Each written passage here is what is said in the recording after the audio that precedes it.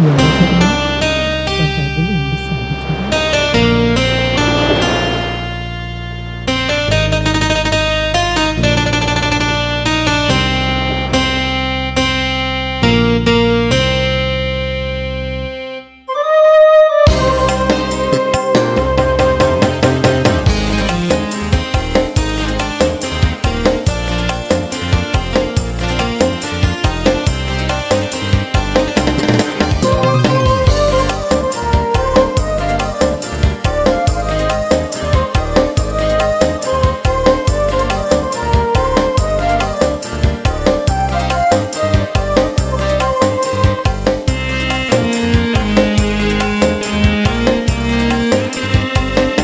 Andaikan bantal guling ini bisa bicara, dia akan cerita kepada diriku.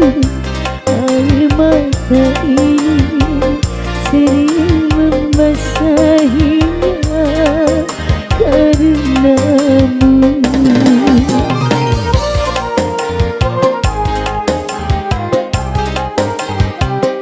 Andaikan lilin putih ini bisa melihat, dia akan bersedih melihat diriku yang dulu bahagia masa kita berdua, tapi kini merana karena cintamu.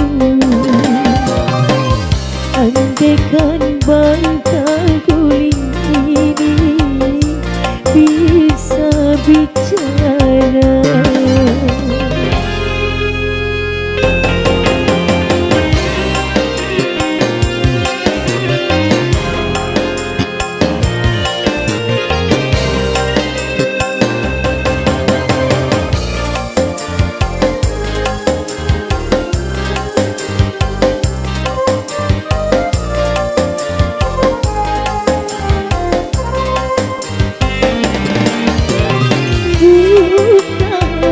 Bukan takdir Tuhan, rela ternyata harus berpisah.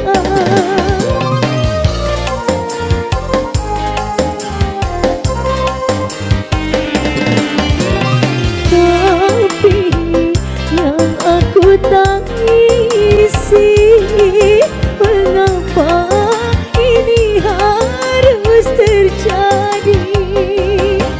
Cintaku yang suci ini kau nodai, bagai lilin putih yang terbakar api. Andaikan bantal guling ini bisa bicara.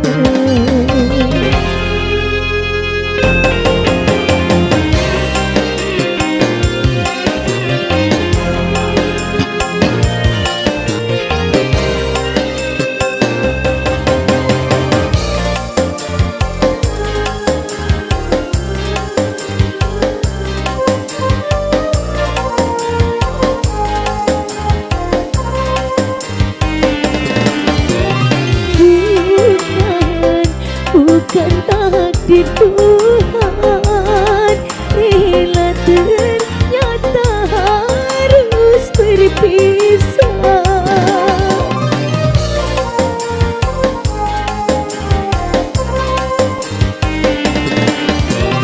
Tapi yang aku tangisi, mengapa ini harus terjadi?